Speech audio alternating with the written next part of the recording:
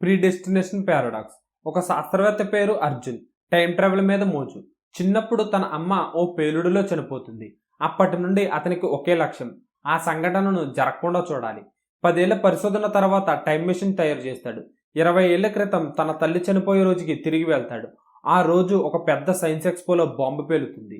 అదే అతని తల్లి చావుకి కారణం. అర్జున్ ఒక అపరిచితుడిగా అక్కడికి చేరతాడు.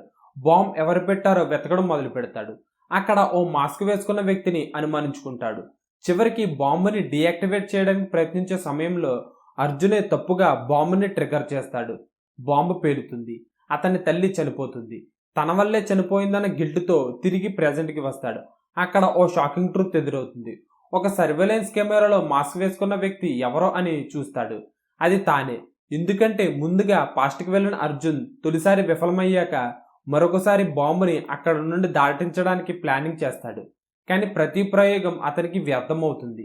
మొత్తానికి తిరుగులేని రీతిలో తానే తన తల్లి చావుకి కారణమవుతాడు.